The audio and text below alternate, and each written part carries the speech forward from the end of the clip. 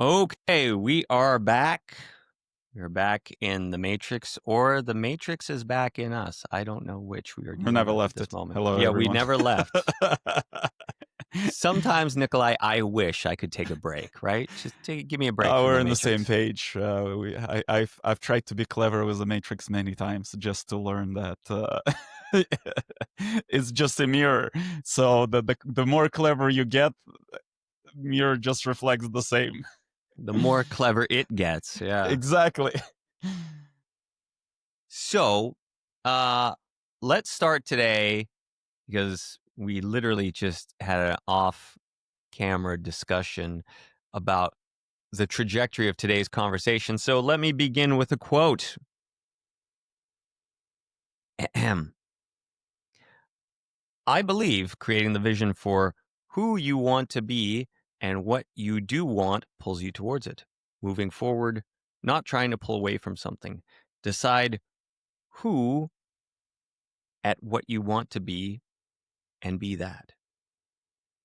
Mhm. So, with that kind of in the ether, so to speak, what do you think of that? Because when I brought that up to you, you mentioned, well, that is a version of moving forward or a version of the overachiever mindset or way to be.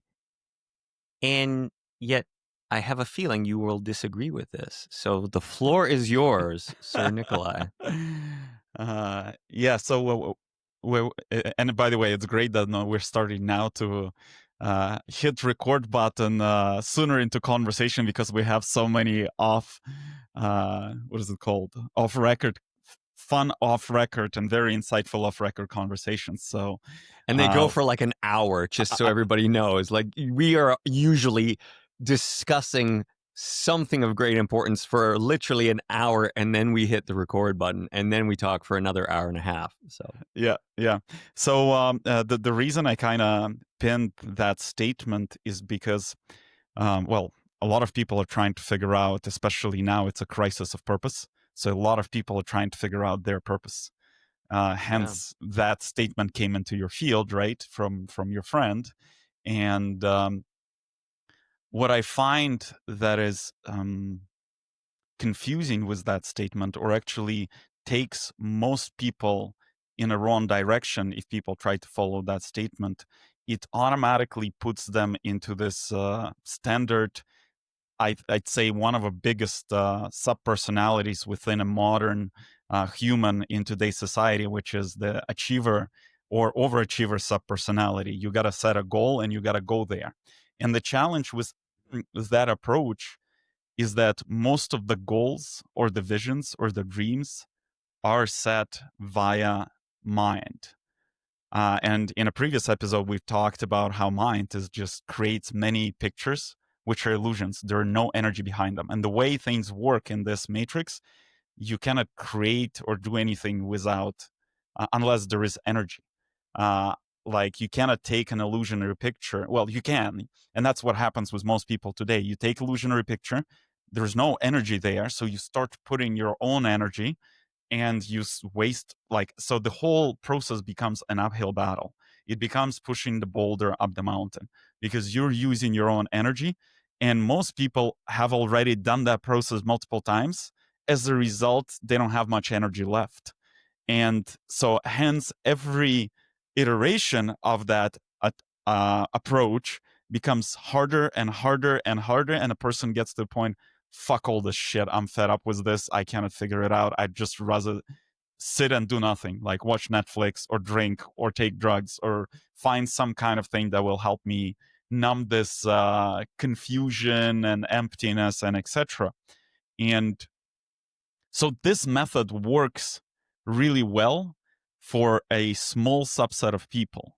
And there are conditions for that. Number one condition, you set that vision uh, using your feelings. What would get me really excited and happy? However, people confuse right now feelings with thoughts, and they're like, "Oh, I've been told."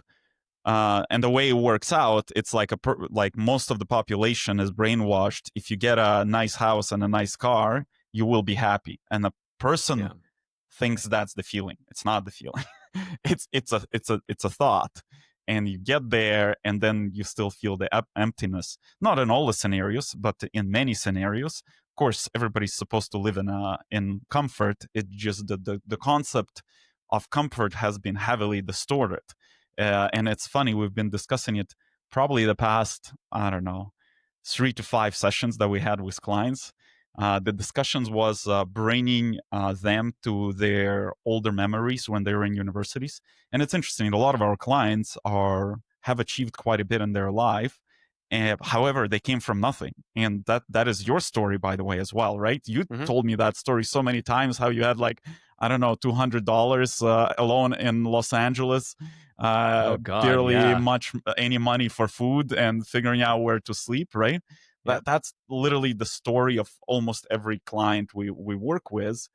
And now they're super fucking stressed and depressed, but they're like flying around the world business class, like living in the nice spots, have more or less, I wouldn't say unlimited resource, but like substantial amount of resource to be whatever, to do whatever, and to enjoy whatever.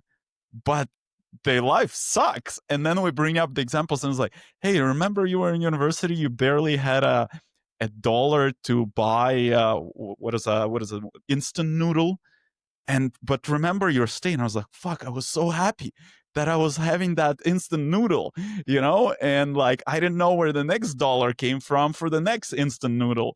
And now you've kind of have all this covered, but you're depressed, and they're like, holy fuck. So this is a little sidetrack of the comfort.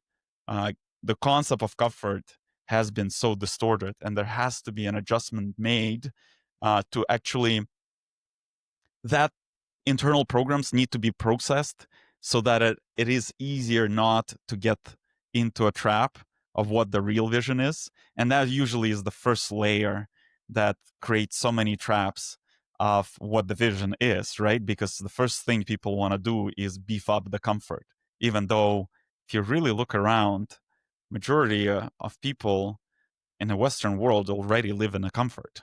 Like they Yeah. have roof over their head, they have access to food, they have like all the gadgets, they have a bed and a couch, and the list goes on. And by the way, I went through the same journey. It's like I had such a strongly or deeply ingrained image of what kind of, for example, house apartment will deliver comfort. And if it didn't match, even for like 5%, I would be very uncomfortable and frustrated. But it's all internal perception.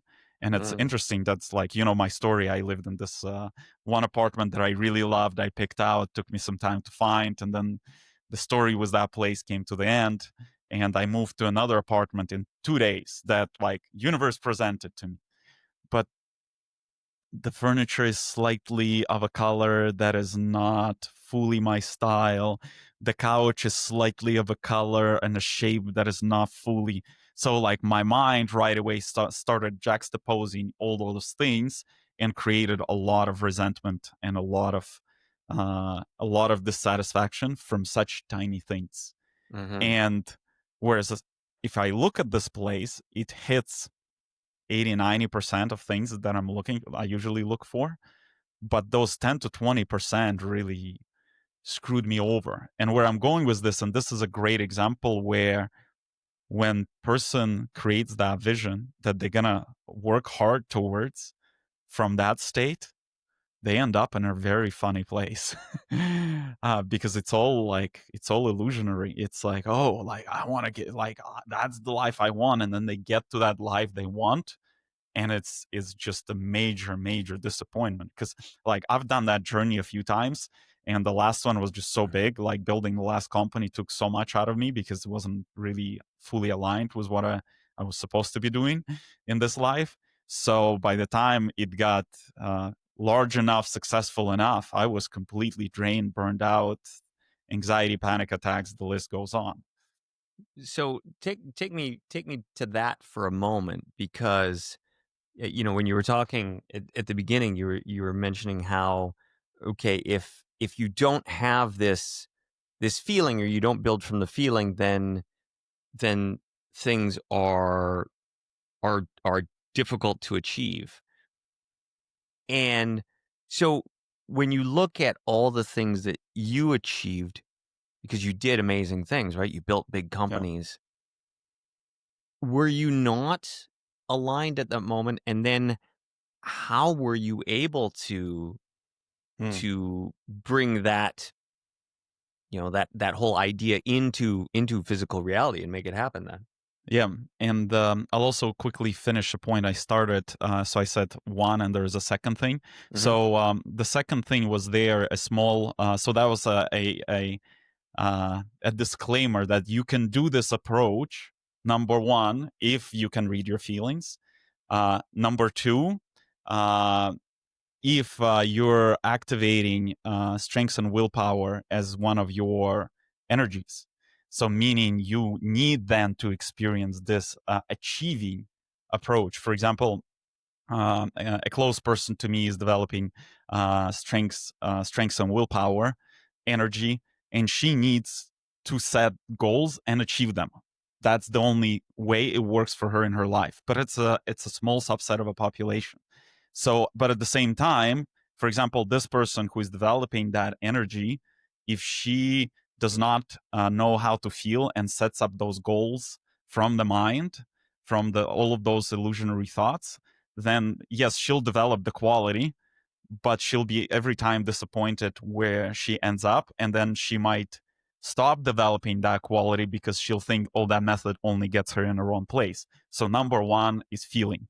And let's tie it together with the question you just asked, building businesses, right? Mhm. So, I started building businesses. Well, the first serious one was 18. It was medical imaging SaaS, software as a service that ran 10% of Canadian healthcare system. And like we started that, I was 18. My business partners were in early mid 30s. And Nikolai, from up until the age of around 27, purely functioned from intuition. Like I was an excellent student in high school, like whatever, a lot of awards, number one student, blah blah blah. So I could use my mind, but the funniest thing, that's not what I used building businesses. Somehow, uh, if I felt into this intuitive approach, what makes me excited, and I kind of, I don't know how it happened. Actually, now that I'm reflecting, I'll play it out. So 17, well, first 16, um, my parents, like immigrant family, not much money, enough money to have a place to live and food, and then it started expanding a little bit more and more. But first year is in Canada, like rental apartment, and you don't really get any pocket money, and but you still want to like kind of go out and with friends and do things and etc. So I couldn't get a job in McDonald's, so I got a job at a factory and realized that that's not my thing. Which I guess is, well, for some people they're learning an energy of repetition, patience, whatever, but that definitely was not Yeah, my just thing. me knowing you, I'm like, no, I don't see you slaving in a factory at all. And I did for a few months because I wanted upgrades for my computer. I wanted pocket money, and Yeah. it was literally 8 hours a day, the same move, and it was fucking frustrating. So I was like, okay, Uh, that's not my thing. yeah. Intuition clearly told me I'd rather sit with a shittier computer and no pocket money than suffer that much. Okay, so that was first intuition, right? Then I got lucky, and I was self-taught software engineer. I got a job for the summer to be software engineer, and so I tried that, and I really enjoyed it because it was creative. It was, and my one of my core energies is express any kind of creativity. So I could fully express, or I thought I could fully express the creativity. Then the next insight came. Uh, my manager wanted us to build, and it was a small software development shop. And manager is also the owner. Wanted us to build stuff that we clearly knew nobody's gonna use. So it was waste. It was waste of resources creating features that will not be used, and Mm. frustrated the fuck out of me. So I was like, okay, that is not, I love what I'm doing, but that part is not landing. So I tell myself, I'd rather once again have no pocket money. Like, I won't starve because I'm still living with my parents, right? But no pocket money, no upgrades to the computer, uh, rather than listen to a person or have a person make me do things that I don't agree with. So that was next insight. And then the question became, okay, what can I do? And I'm willing to do anything as long as those, two first factors um, align. So, and I was literally willing to do whatever. And it was like, okay, I have a skill of software development. Why don't we start a software development shop with a friend? And we did that. It was the same friend where we worked for that summer job. And, but of course, it was a little bit harder to get contracts, but in reality, not, because they kind of, when we were like, oh, why don't we do this? People kind of start coming to our circle. And then I'm like gonna share a meta insight from this path or this story and data points, right? So we get a first contract, um, but in parallel, and the way we've set it up is we get paid on the results. So because we have no credibility and blah blah blah, right? So it's like, it's okay. We'll build software and you'll pay us once we deploy it and you see the impact on the business. And we're talking about 2003, 2004, like early versions of software. And we were building, the first contract was to build a software for windows and doors manufacturing company to optimize their quotation process, because it was all manual. It was very long and frustrating. And we developed software where they literally just the guy goes out, measures things, puts it in the software, and it produces quotes with all the internal pricing, external pricing, and it produces a bunch of manufacturing related details. Here's how much of this material you need, because you need to calculate costs, right? And but then because it was result oriented, I still have no money, right? So I'm building the software, but there's no money, right? So I go like, okay, I'm willing to do whatever else to have money now. And interestingly, the guy who run that Windows Doors company had a younger son, and he was asked me, he was like, listen, you're a software developer, where can my son learn that? And I was like, well, I'll teach him. Just pay me money now, right? So, and I went into that, and I started teaching the kid. And I'd say I enjoyed it, but not as much, because in many episodes I mentioned I had a karma around energies related to children or people younger than me. So Mm. that was not fully landing. It was like I realized I was purely doing it for money, and I was not having as much joy as building software, which is pure expression of creativity. And there's no boss, there's only client, and of course the client wants the results. So let me tie all these pieces together. And by the way, building that medical imaging software company, the way that happened, the next step. So we're building this manufacturing software. Um, then people hear that we're doing the software, and through that summer job I had, the manager that I was not fully aligned with, his cousin is part of a company or a team that is trying to build this medical imaging software, and they just miserably suffering through the process of building the software. They hired some software engineers that keep telling them that things are impossible. And he's like, why don't you chat with Nikolai? And they give us a call, and we're like, listen, everything's possible. You want us to build it, we'll build it. And that's our second contract. We start building it once again on the same model. You don't have to pay us when we give you some of the milestone results. And then as we're building it, I realized, it was like, I want to be part of this. Like, I don't care to get paid. I'm like 18. I have bread on the table thanks to my parents, right? Yeah. So Yeah. I basically have a conversation with them, and I take equity in the company. And first it's small equity, then it's bigger equity, the more I contribute, and etc. And the realization was there that comparing to manufacturing software, this software has real impact on people's lives. Manufacturing, Windows Doors manufacturing, like, honestly, who gives a flying fuck, right? Yeah, it's important to have windows in your building, but definitely was not my calling. Let's put it that way. Okay, I was doing creative things, but the creative expression that I was doing it was in a direction of no impact, no significant impact on the human being. So, and that's that next contract. That's the intuition I started receiving. I was like, wow, the difference between building this software and this software, here I feel meaning. So, and now let's sum up all this stuff together.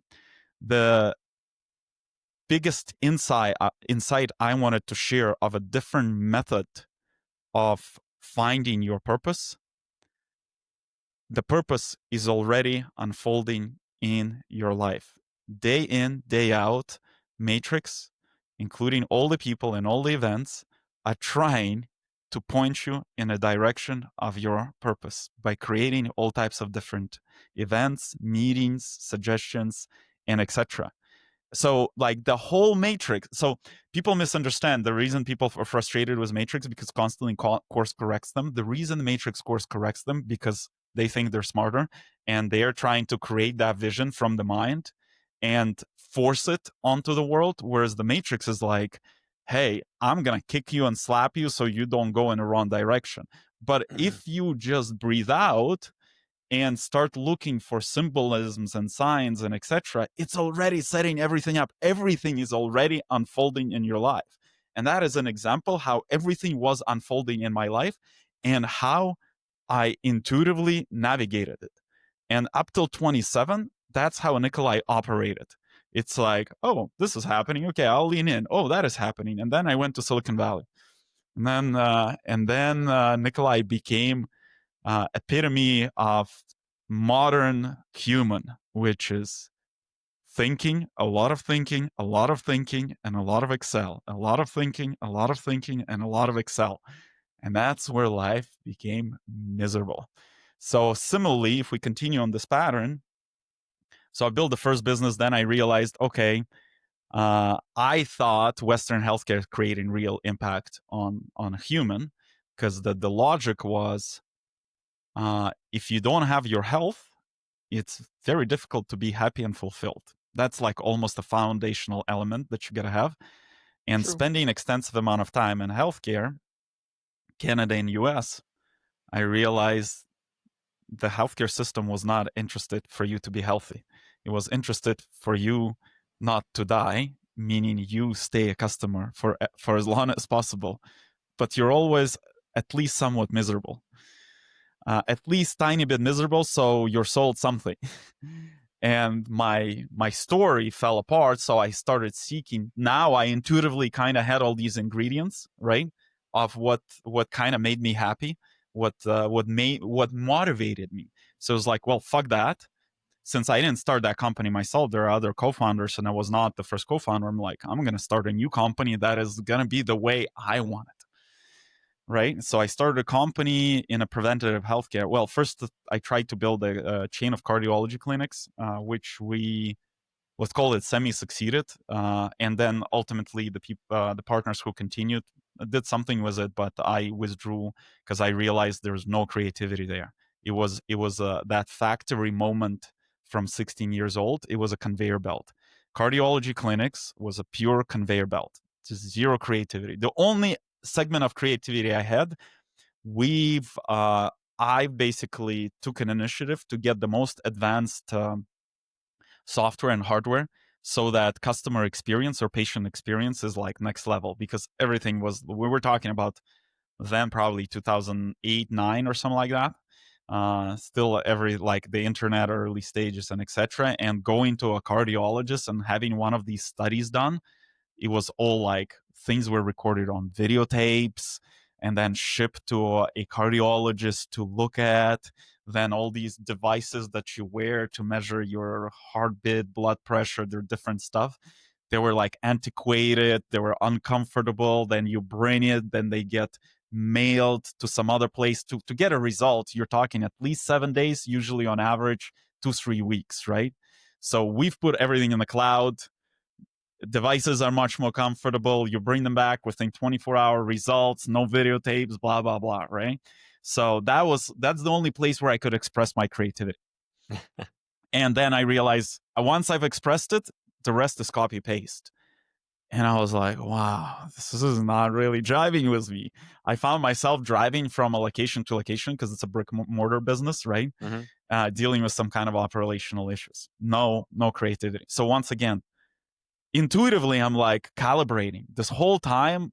Matrix presents different types of events because Matrix presented that business and it was easy to start, and we had all the data where cardiologists were missing because our software operated 10% of Canadian healthcare system when it came to diagnostic imaging, radiology, and cardiology.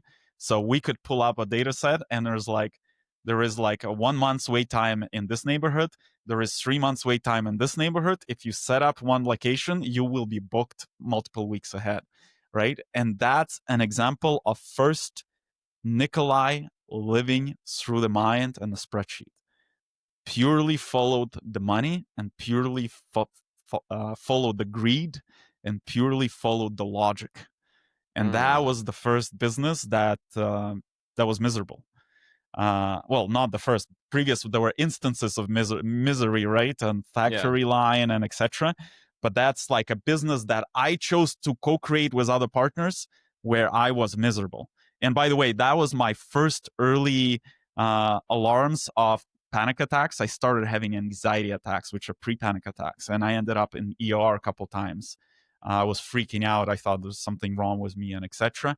And somehow intuitively, I clearly remember this moment after a couple times in ER. I was walking in the park. There's a large park in northern part of Toronto um, that I really loved. And I was walking there and I was like, I think I'm doing something wrong. And by then, by the way, I invested in multiple businesses. I was heavily involved in at least 2, 3 businesses.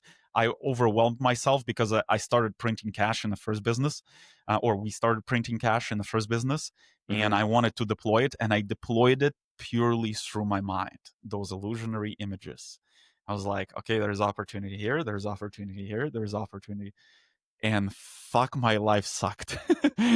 And then I was like, you know what, I should divest. I should just shut down some businesses. Like, I'll give you an example of other businesses that were running in parallel. I invested and I was operationally involved in creating there are clinics that do skin laser treatment that Mm.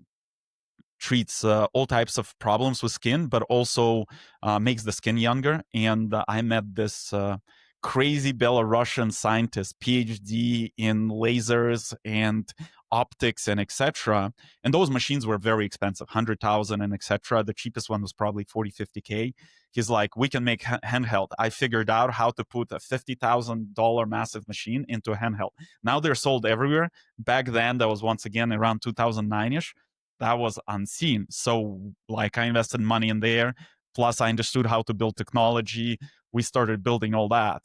Cardiology clinics, still diagnostic imaging software. This. Then at some point in time, Ontario introduced solar energy incentives where you would get paid specific amount of per kilowatt or whatever. Started solar commercial residential solar energy company. And there were a few others, and it was Ah, all from a place of mind and greed. And I'll pause here because I sense you have something to share or say as yeah. well. I mean, I have so many, so there's so many rabbit holes. Um, just to dovetail onto what you said there, when I think about all the money I lost, which was lots, it was all investing in businesses that I thought, keyword thought, Thought exactly. would make me money. Didn't give a shit about the business. Yeah, Just wanted to make money because, you know, I had obviously all the porno money at that time. I was yeah, making a lot of money for me, and it yeah, was the same thought process like, well, you know, this is a sports career, can't do it for my whole life, so I'm going to deploy my capital. yeah. All gone. All gone. So same story. It was the thought that this is going to make me rich, this is a good decision, this is smart, and none of those ended up being true, right? Well, and let's underline this. And this is thought versus feeling. So I followed excitement because as I was young, I didn't care about money. I just wanted to be happy. Intuitive. That's the only thing I wanted. So that's why I keep changing the jobs or the companies to find happiness, not to print more money. Because in the beginning, there was no money. I was building software, not getting paid. Ultimately, I got paid for like the first project. We got paid some stuff, like not as much as we wanted, blah blah blah, and right. But it was never about money. And those decisions that I made, not from a place that it's about money, that I just want to do things that are fun, that I'm excited about, had the best outcomes. Oh, well, that was And my entire life. The whole reason I got into the adult business was like, this is going to be so much fun, right? And then when the fun started to leave that business, and then it was like, okay, now we got to run this production yeah, company, and then there were aspects of that that were fun, but then aspects that weren't. But then it's like, well, I'm going to do the stuff that's not fun because, well, you got to suck it up, and we got to make money, and then the business became not fun. But I'm like, well, they're still paying me a bunch of money, so okay, we'll tough it out, even though I'm miserable here for 8 hours on set all day dealing with these yeah. wackadoodle fucking people. Um, and then I get, shattered arms, right? Here we Yeah. are. Yeah, so let's continue tying pieces together. I also want to tie the last big one, right? So Hmm. Nikolai, Silicon Valley, mind. But first intention, I'm going to build the company, and I started building company of preventative healthcare so that I complete the mission of a person being fully healthy so they could be happy, right? And that's where I started, Silicon Valley. Fast forward, we cannot figure out our monetization model and like having some trouble. Raise money. People want to fund it, but then as you raise money, there's more pressure to monetize and generate revenue fast and scale revenue fast.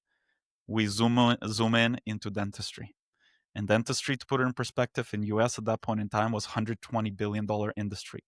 The whole taxi industry in the world that Ubers and all the DDs and whatever all the taxi companies were competing for was 60 billion globally. Here we're speaking one country, United States, one specialty in healthcare, 120 billion. And we zoomed in and we started doing really fucking well financially. We started printing cash. But guess what happened on the inside of Nikolai? He started getting more and more miserable. But hey, I'm in Silicon Valley, and what they're saying and screaming spreadsheets, thinking, optimize for financial success, optimize for financial outcome. And wow, as I'm speaking, my chest is getting tense. And there was a clear moment. I might have shared it or might have not. Company is doing well. I'm driving a Porsche, going to Half Moon Bay to my favorite hangout brainstorming spot, Ritz Carlton in Half Moon Bay. Beautiful, naturally very beautiful. To eat my favorite burger, very juicy, tasty burger. But I'm one of the most depressed people. Like I'm like 15 minutes away from pulling in where the hotel is, and I'm miserable, and I'm like, what the fuck is going on? I'm driving a Porsche, which I really enjoy driving that car. There are two cars that I enjoy driving: 4 Series BMW and Porsche Boxster, and so I'm driving that car. I'm miserable. I'm going to a favorite spot. I'm miserable. I'm going to a beautiful natural setting. I'm miserable. My business is doing well. I'm miserable. And I was like, what the fuck is going on? None of this is adding up, right? Yeah. And then, and I still couldn't understand it in a moment, but I realized something needs to change, but I didn't figure it out. So I thought my role needs to change. I hired more executives. I changed my role as a CEO, blah, blah. And I kept iterating within the business, trying to change it. And it's interesting, the business survived and kept expanding up until a very interesting point. And I only connected the dots very recently, a few months ago. And so I was miserable, but the business keeps expanding. And then it stopped and it stalled. Well, didn't stall, it got destroyed by COVID. It went from 30 million in revenue to zero in 2 weeks. But I was already out of the business because I had my panic attacks, my journey started, awakening started, and etc. But then playing everything back, I was like, what was going on? So what was interesting is the only reason that business was expanding and the matrix allowed for that business to expand because a substantial subset of a budget in a business I invested in human development of the team.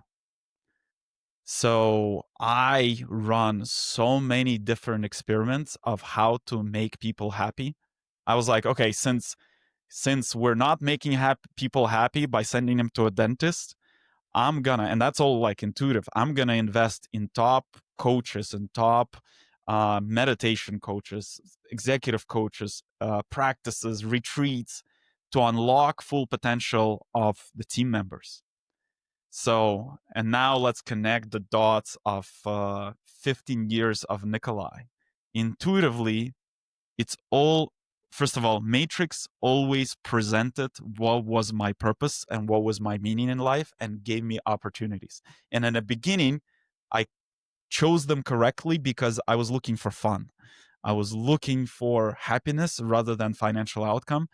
Then that got messed up, and there was a lot of thinking, very little feeling. But even there was a remnant of intuition that is like, at least invest in people in the company. And as soon as we cut those budgets, because we started having like the team, when the team is 20, pretty easy. When a team is 50, doable. When the team is like 150 plus, that becomes a very fucking expensive hobby of the CEO of the company, you know?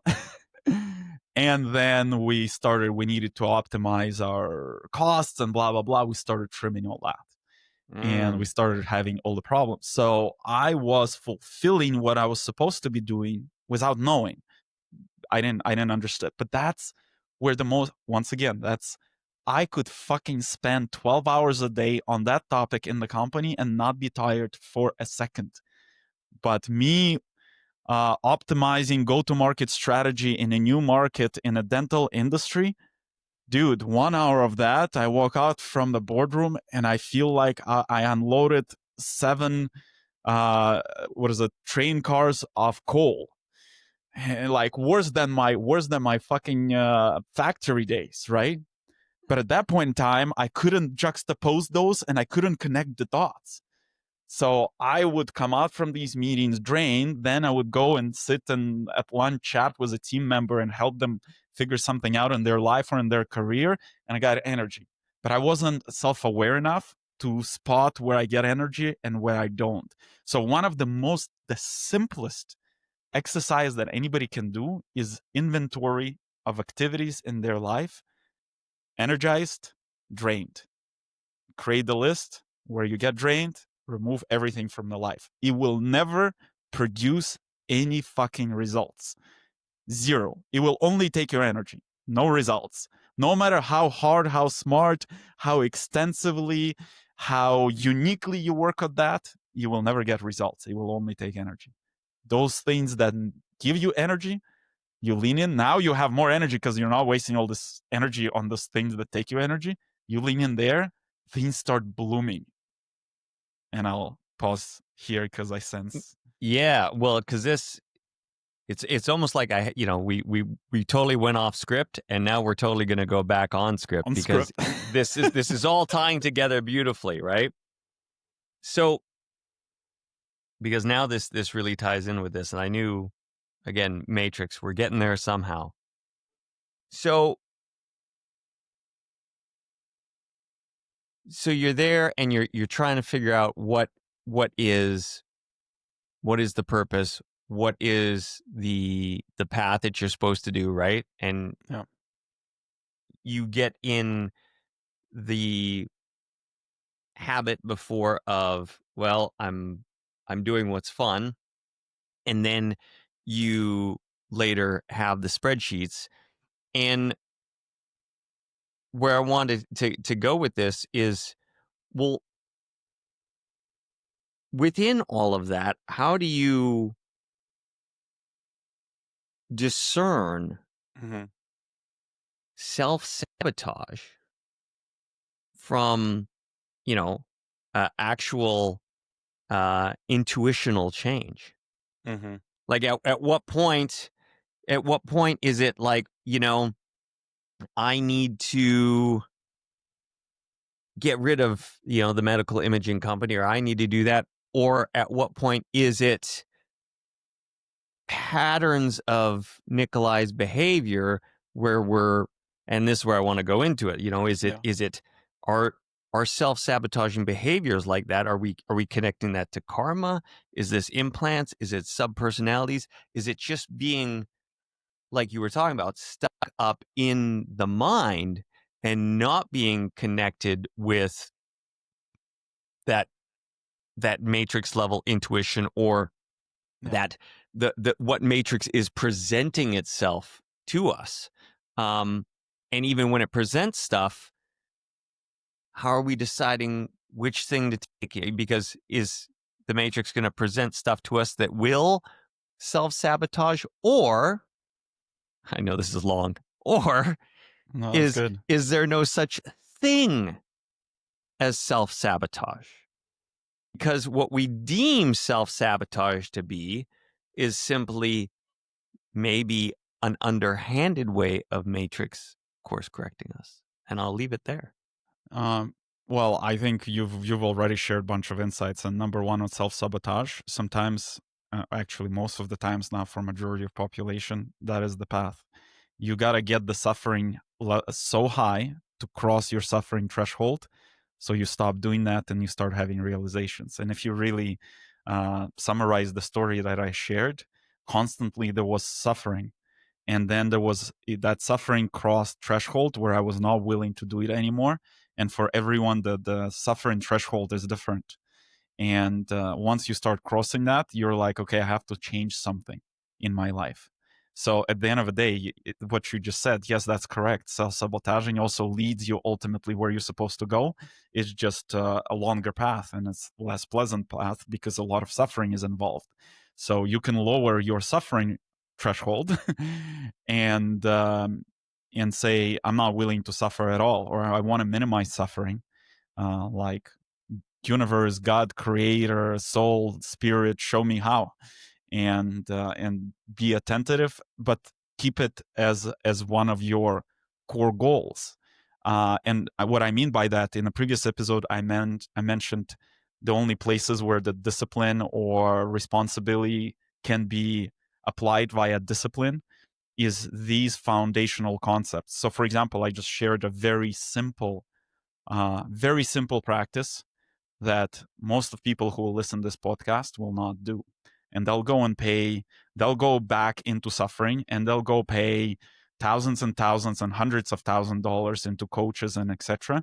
But today you can stop and do inventory of what gives me energy and what takes energy. Where do I come out and get it? And by the way, it's very fucking obvious. It's not like you gotta have crazy sensitivity to distill it. And I'll give you a specific example. And I already started giving that example. Me being in a meeting or go to market strategy or something and walking out of that and being drained. And then me showing up at home at 10 p.m. fully drained after like 20 of those meetings, right? Zero energy, can barely operate. Um, and then I was like, why don't I research how to unlock full human potential? At 10 p.m., drained. Start doing that. I look at the clock, 4 hours passed. It's already 2 a.m. I feel like I can do another 8 hours. And I'm like, I was drained. It's super obvious. It's like, it's not like, oh, this drained a little bit, this gave me around a little bit of energy. No, all of these things are very, very, very obvious. Like, you do some activity, if you come home and you have to rest for 2-3 hours, that means most of the activities that you did throughout your day are not energy generating, they're energy taxing. And just to bring the metaphysics and esoterics here, to link it to some of our first episodes, probably second, third, fourth episodes, when you're doing what is in alignment with your purpose, which is what is in alignment with your heart, or what is in alignment with your soul and spirit, all the same names, different vocabulary, you're given energy. Soul and spirit gives you energy, hence you get energized. When you do things that are misaligned, you spend the energy that is in your battery, and the battery has limited amount of energy, so there's no external investment. That's why every activity, every project that is misaligned drains your battery further and further until you start having anxiety. That means anxiety is just an indication your battery is almost out of energy, and you haven't figured out how to connect with higher structure, how to align even in the parts of life, subsets of life, so they can give you more energy to recharge your battery. And panic attacks, that means the battery is at like 1%, and your Tesla will stop any minute, and you're not going anywhere else. And that leads to depression, and depression is deep rest depression. That's what the word is, meaning it's better to do fuck all, preserve energy, and while you do fuck all, there is a higher chance that something will shift or click in. Some change will happen. So that's pre-panic attacks. It puts you into depression and apathy. So you cannot do things, so you reflect. So you actually do this exercise inventory of what gives you energy and what takes energy. So you Mm. introduce change. So might as well proactively do that. Very simple exercise. And I'll give you another exercise, and I'm grateful for this one to a business coach I had in Bali. And that's an example of me spending, I think he costed me almost $10,000 to take away that one thing, right? And I'm going to share it here. And once again, almost nobody will go and do it. And they'll go pay him or somebody else, maybe less or maybe more. Yeah. The exercise was also very simple, but was profound. He said, write out, I don't remember the exact number. I think first it was like 25 most exciting moments in your life. And then I think he said it to make it 100. So you were right, like from feeling, not thinking, where you felt amazing, excited, fun, like all of those words, happy. Write out those moments. And you write out those moments. Then the next part of the exercise was, and I'm like, I'll probably won't like, it has been some time ago. I'll probably miss some tidbits, but it does not matter. The core of exercise I'll explain as we get to the end. Then he said, write out a feeling beside each of those moments, the feeling you experienced. And then he's like, look at the patterns. And then there is usually a pattern of the feeling that that person desired to experience.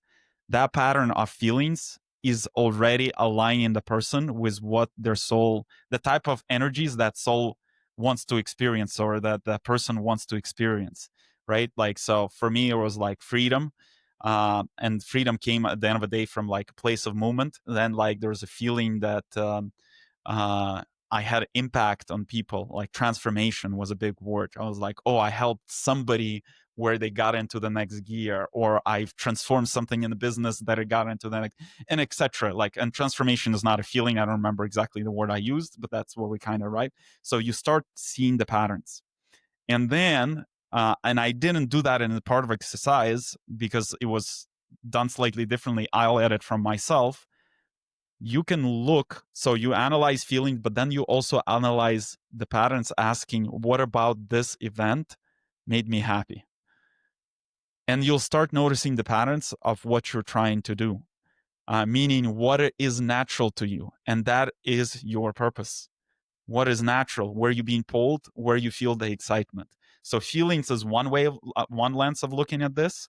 Another lens is, what is the pattern? What I was like, what is in this and this and this activity? And the funniest thing, sometimes the reason you need to write 100, because first 25 will be big ones or bigger ones. But then you run out of the big ones and you have to really squeeze out the small ones, because not to identify the patterns, you cannot just form it based on the big one, because for mind of a person, oh, of course it was a big event, hence it made me happy. And then you start noticing there are a bunch of medium and small ones that made you as happy that almost don't count, but you've experienced the same amount of happiness. Yeah. And that's another pattern that I've noticed. So yeah, basically write out 100 things that you felt positive, strong positive feelings. And it doesn't matter, it doesn't have to be happy. Strong positive feelings. And then look for patterns in those. And that's the answer to your vision. So that is another way to align yourself with what I was saying, that your purpose, your vision, that the quote we started with, rather than writing out from your mind, the world, the universe, the whole planet is already trying to create it for you. It just, we're not noticing. Yeah. And this pattern, this exercise of patterning will bring all that to the surface. And that's another way of circumventing today's person's handicap of ability to feel. So if you cannot feel today, if you don't trust your intuition, if you don't trust your sensing, this is let's call it a mental model of doing the same using existing data points that were already lived. So, and this is another way to do what I said in the point number one was design that vision through feelings. So if you cannot intuitively feel what it is now, write it out, identify the pattern. So you're basically using the instrument that is overdeveloped, which is mind, but at least it's not going into those illusions. It's using real data points where the It's happiness was reverse experienced. engineering it. Yeah. Exactly. Yeah. And the inventory exercise, that's another patterning exercise, right? And then as you do the inventory of what takes energy, what gives energy, it's the same concept, just at a shorter time frame. And so it's the first one is to build vision. The second one is for helping you tweak how you get there, so you don't feel into a trap of suffering on the way to your vision, because that happens as well. You can nail your vision, but then the method you choose, once again, through thoughts, through the mind, oh, that's going to be the most effective path, and you just come up with the path where you start doing things where you fucking hate. But it's the right vision. I'm going in the right direction. That's, by the way, was one of the traps for me. It's like, well, but I'm building this company and we're doing something good for humanity. And then my how was like completely sucked, with exception of me helping the team to unlock their full human potential. So those two combined, one helps you identify big vision, and the second one helps you nail the how. So the how is also filled with joy and happiness. And by the way, how, the key thing when you do inventory to do the how is really calm down your mind, because some of the activities in how will not be rational. The mind will be really fucking, and I was like, I really want to do this, but I don't understand why I want to do this. And I have to do this because I know that's what all my business coaches or other founders told me. That's what leads to success. Drop that fucking shit and do that irrational thing. Experiment with that. It's scary. Like when I was shifting to this mode again from my mind, restoring my intuitive way of living, I started doing this like irrational activities that I just felt like I just want to do it this way. And it made zero sense. And I do it and it generates results better than my original strategy. And I was like, how is this possible? This does not make any fucking sense. And then those mental models start to ease up. They start becoming less rigid. And then you allow this whole concept that most of the joyful and effortless path in this life is not linear. What it means, it's not logical. It's not from A to B to C to D. It's A to R to Z. And it's fucking unclear how you went from A to R and then to Z, but somehow universe and the matrix set it up that you did. Yeah.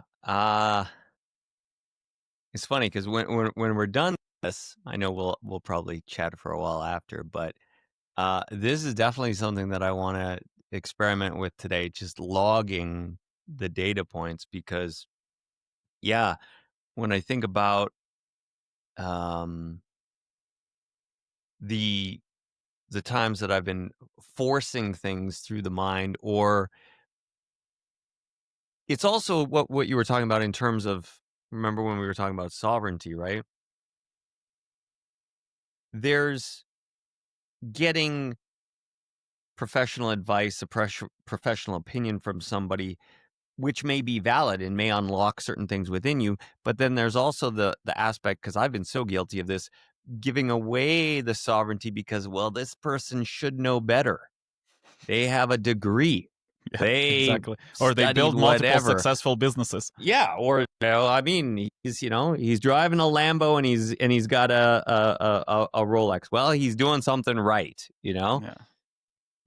Maybe yes, maybe no, right? Or Or it maybe on worked for his him path. because his path is unique, or her path is unique, and it Yeah. worked specifically for that person. And given everybody's path unique, The models of how are not transferable. And Mm. that's the trap. Whereas the way they're transferable, if a person intuitively chooses advisor or a coach, intuitively, not from Rolex, not from marketing, then what's happening, you intuitively know that that person has similarities in the path. So the energies they needed to learn, the karma they needed to process, parts of the purpose were similar. Hence, there were similar energies in their cocktail of energies. Then it is applicable. So that's why it's so important to choose things through feelings rather than through mind. Question: would Yeah. you ever advise using different instruments or modalities to try to tap into what might be the right feeling thing? Yeah. Um, yeah. Yeah. Like the thing is, until, especially in your scenario, once again, unique, this yes is to you, not to everyone. Yeah, So yeah. actually, to majority of people, it will be a no. Disclaimer, and I'll explain this right now. You're developing energy of truth and knowledge. So you actually have fun studying different modalities, trying them on, playing with them, going deep into understanding how they work. You get off on that. That's what energizes you. Yeah, Like yeah, yeah. I can dick around with that shit all day. forever, right? Do that. Do more Yeah. of that. And that, by the way, becomes your value problem. It's like, hey guys, I dicked around with 700 modalities. And another energy you have, which is your dominating energy, which is your superpower. Here, your superpower comes in. I've tried, let's say, in aligning with your feelings or senses, I've tried 17 of different modalities.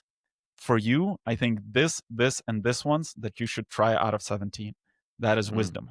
Yeah, yeah, So yeah. you're expanding your, let's call it the toolbox of instruments, right? And then you can either yourself apply the right instrument for the person in front of you, or give them the right recommendation. Um, so for you, yes. For somebody else, the answer will be no, because they're not developing truth and knowledge. They should Yeah. just get to the fucking result. Yeah. But your result, part of your result is this energy. Hence, you want to go there. See how like it excites you? You can do it forever. You don't get tired. You want to do more of those activities, and they will not. For another person, for example, for me, I'm like, Mitch, why are you dicking around with all these fucking modalities? Just pick one, right? But that's not like, that's for me. That because for me, Yeah. okay, I dicked around with a bunch of modalities. Let's see what energy that. Oh, for me, I'm developing wisdom. So for me, I was trying to calibrate my intuition if I'm selecting correctly, not to study them. I didn't give a shit to study them. I was just calibrating the intuition, because wisdom is a type of intuition. So whereas you're studying as much as possible so that you develop that energy, but then intuitively, even if you didn't study them, you could have picked out what's going to work or not for you or for another person, and etc. But for you, it's important. The process of studying is important. Yeah. So, and you cannot cut it out. It's interesting because I've always said I'm not great at knowing what I want, but I'm exceptionally good at editing. Here you go. And And it was always that way. Like I remember we would have, like, I don't know. We were doing, when we used to make box covers, you'd be sitting there, and this is old school. So you got yeah, 2.5 quarter film, and you got the big light box, and you're sitting there with the magnifying glass, and you're going over every slide. And I could do that, no problem. I'd go through all of them, yeah, and at the end of the day, out of all that stuff, I would instantly be able to pick the best, because I put two side by side, and it was instant. No, no, no. Like, it was yeah. so fast for me. And That's people would wisdom be at sitting work. there like, I don't know.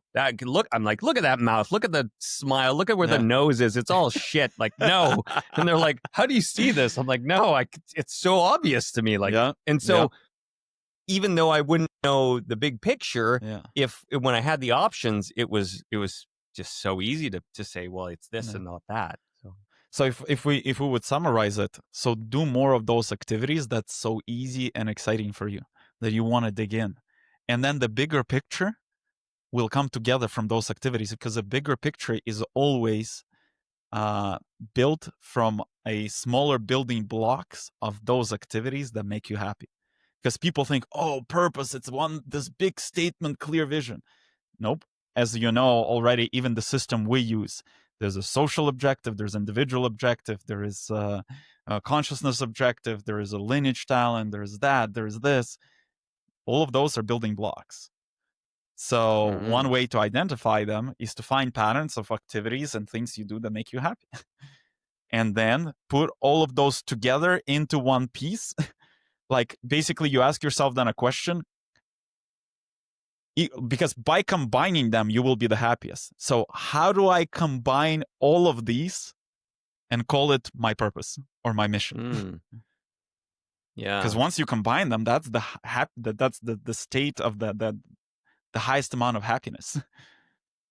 And that's And literally what we do working with people. We explain to them what those are, and then they still have to themselves go and combine them. It is easier because we explain it to their mind, we give them a bunch of examples, and like we really go into their past, and it's like, look, you've already done this many times throughout your life, you were just noticing the same as yeah. I was not noticing.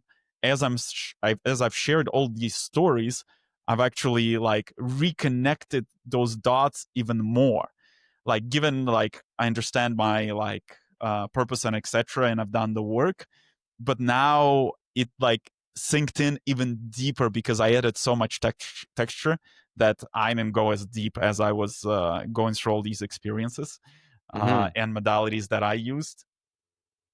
So a person can do it themselves. There's no need for a coach. Of course, it's people can help, but there are instruments, as I've shared, and there are many others out there that can literally take today and apply.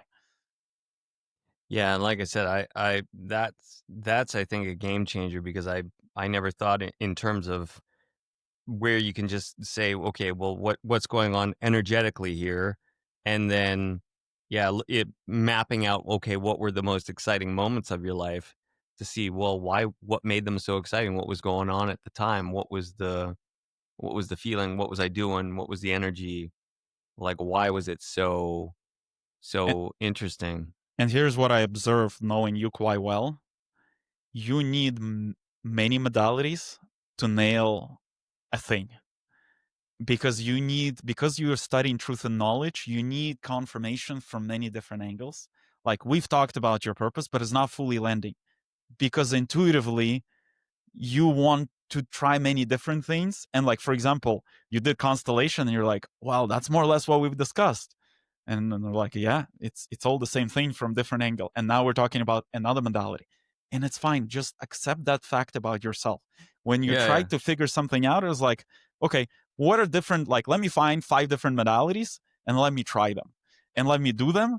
And then you're like, okay, that said this said the same thing, that said, and then because I've seen when things like land for you, when few of those, it's like the way I see them, and they're like flashlights that are shining the light on the same thing from a different angle. And when you've shined the light from a different angle, you're like, I got it. Let's go. And Yeah. just accept that fact. That's your path and enjoy it. So for somebody, it's just, oh, it's the thing, and that's it. That's the process. For you, it's longer. So just accept it and have fun.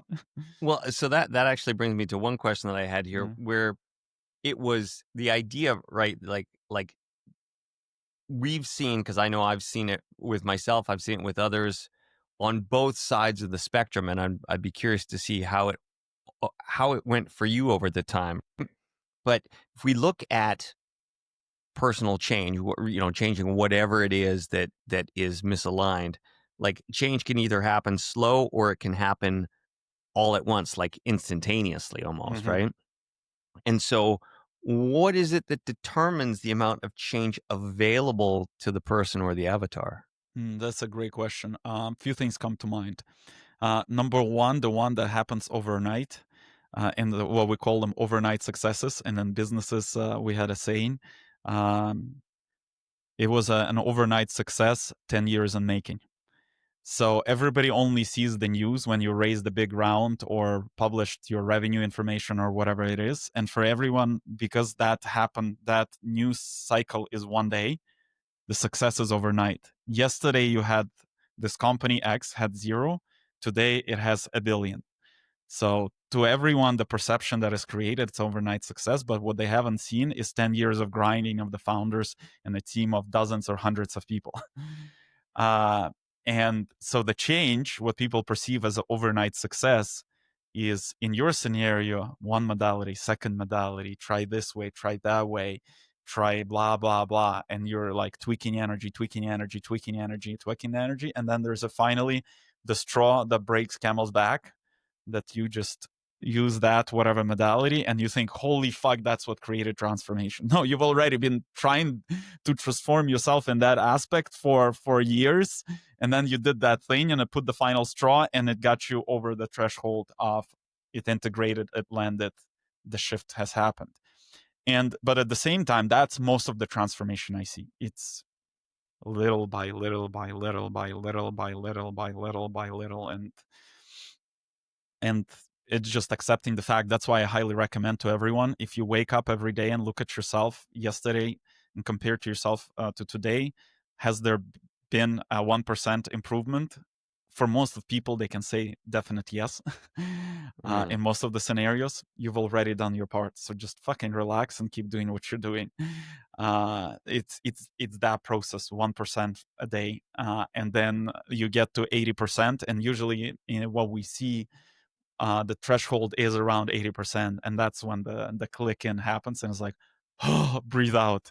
Once you cross 50, that type of interacting with that type of energy, or that those types of experiences start becoming more positive. Meaning, let's say you're at 51, hence your 51 times in interacting with that energy will be positive, 49 will be triggering and negative. Mm. And Got hence it. it keeps increasing, keeps increasing, keeps increasing, right?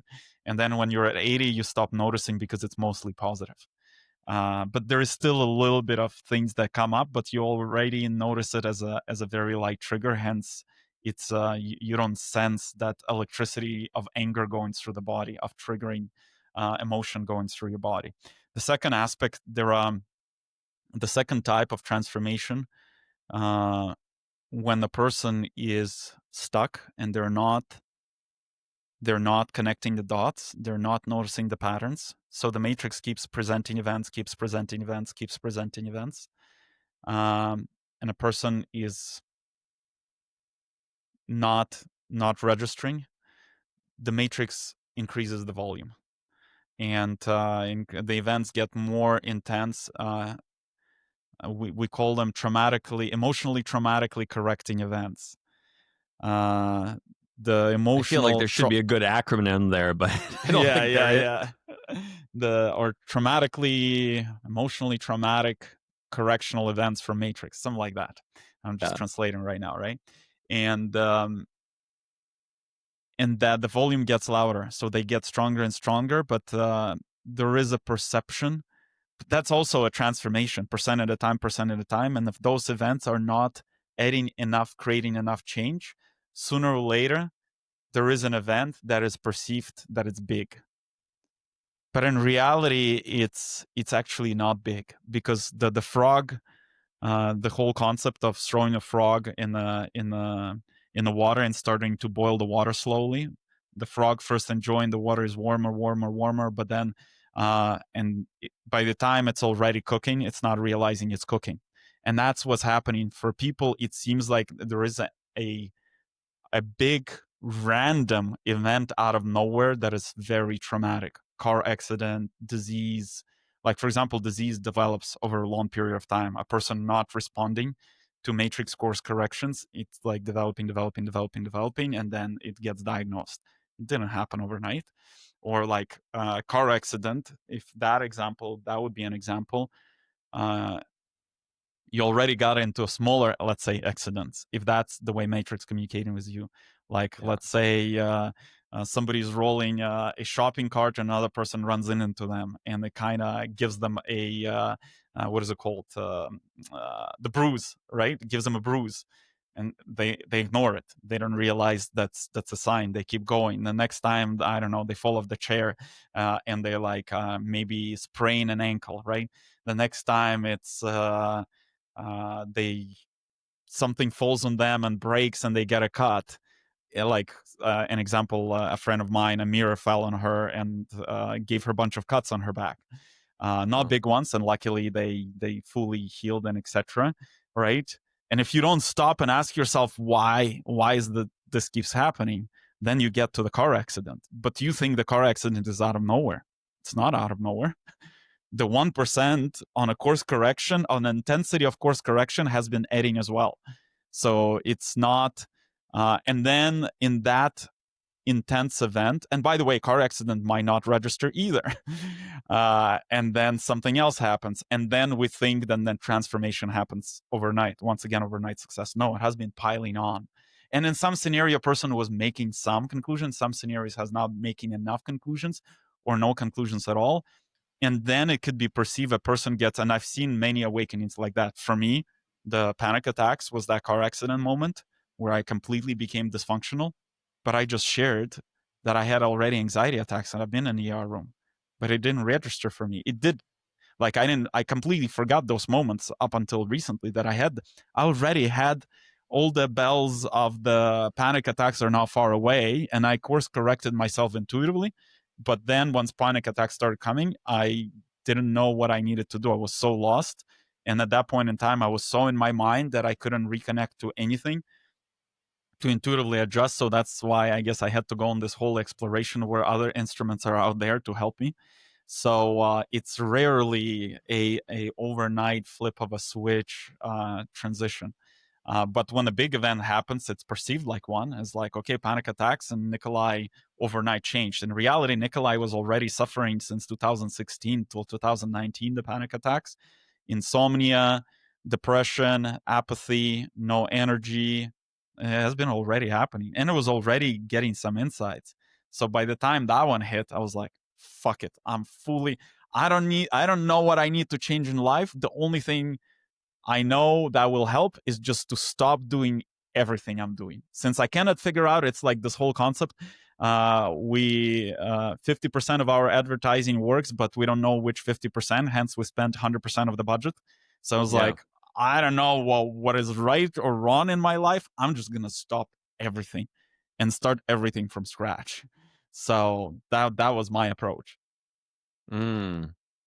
Yeah, that brings me to last thing here because it was more of a metaphor, but and I think I already intuitively know your answer, but I'm curious to see it regardless, right? Like because let's metaphorically think about a mountain, right? Mm-hmm. And obviously, we have train systems around the world, and a lot of those trains, like even when you go from Budva to Kotor, like on the bus, Yeah, like you're yeah, going through the mountain, yeah. right? Tunnel through the mountain. So, what determines the time, if any, for us to go through the mountain versus around the mountain, right? Mm, Um, or is through only applicable to mountains, but not us on our aligned purpose journey? mm, that's a good one. So basically, if I would paraphrase it, what you're saying is what determines if the process will be longer or shorter? If you can figure out a quantum leap versus step by step, 1% at a time, or Well, it's even like the idea, like, okay, we're with the mountain, you're drilling through the mountain, right? It's like we're mm, drilling through to yeah, get on the other side yeah, of this yeah, because it's effortful. yeah, yeah, Drilling yeah, through the yeah, mountain is effortful, but it yeah, makes it obviously shorter. And then of course, hey, well, we don't have to go all the way around. Um, versus going around, which is easy, doesn't take effort, but obviously in the end it's always longer. And so I was thinking about this in hmm, terms of way self of development water. and transformation. Yeah, yeah. Yeah. Right. Well, the reason this metaphor I think is not fully applicable to evolution or self development is because the reason somebody cuts through the mountain because many people will walk through that, and that's so-called creation of a modality. Right? So if in your purpose is to create a modality, then you need to drill through the mountain, because then you share that tunnel with others, which is part Okay. of your journey, right? So that's why there is a bit more in your scenario. There are more, let's call, seemingly effortful drilling through the mountain, but I would argue most of your drilling through the mountain actually not necessarily producing what you're seeking. So if you shift drilling that is fun, which what you basically shared, oh, I love trying different modalities, I love studying this, do that. That is, drilling should be fun. Also, drilling also should be fun, whereas people think it's effort. If you're drilling and if it's effort, you're drilling in the wrong direction. So for the rest of people who don't need to create methods to help others, you walk around the mountain, because you're gonna only walk around that mountain once. So what's the point of drilling? Like, Mm. you've processed it in yourself, and your journey is over with that energy. In your scenario, because you're a coach and you're becoming a more multifaceted coach, uh, that is part of your journey and part of my journey as well, right? For others, they won't even pay attention to it. They won't even be excited to drill. Whereas you're right now excited to drill, but you're calibrating the GPS where to drill and what to drill. Well, it's like, it's like drilling for black gold, right? Like you Yeah, never know where that oil's going to be. And yeah. if you hit it, it's like, ooh, hey. But now you know how to do the, what do they call it? Geological work. Before you didn't have geological instruments. Just from today's episode, you have multiple geological instruments, which is, I have predictors of gold, which is like, does this give me energy or take away energy? And what are my patterns of the most exciting moments in life? Right. So now you have geological instruments that you can also share with others. And given you've been struggling a bunch, figuring out a bunch of things, some of these instruments that help you really will land. And when they really land, you start sharing them. You start telling, like constellations really fucking helps you. You're sharing it with others, telling the stories and etc. Yeah, definitely. All right. Well, that's everything that I got on my list today. I just, like I said, I'm very thankful for today because lots of, yeah, lots of little light bulb moments for me, and hopefully, not just me, but also for some of the listeners as well. So Yeah, I think it's top of mind for a lot of people, given the so-called crisis of purpose. Because previously the purpose was given by other structures like church, or let's say in Soviet Russia or Soviet Union, it was given by central planning committee, right? You will be a teacher, you will be an engineer, and etc. And they tried, by the way, they had a whole astrological department and etc. trying to make those matches aligned. But then a bunch of that got lost along the way, and whoever was supposed to be doctor became an engineer, and vice versa, and people became miserable. But the intentions were correct. It's just the execution was not that great. So yeah, given that's top of mind for many people who are awakening, is please comment, let us know if there are any other questions specifically around this topic, finding your alignment, finding your purpose, and we'll have more conversations ahead of time yeah, in the future. well, it's not called at We'll men alignment for have no those reason. conversations ahead of time with you privately without recording, and then maybe we'll share it Yeah, with publicly with recording on. the private / public podcast. Exactly, it's becoming more and more public, which is exciting. Yeah, yeah, yeah. Yeah. Good stuff. All Well, right. Well, I'm looking forward to next week. till the next one.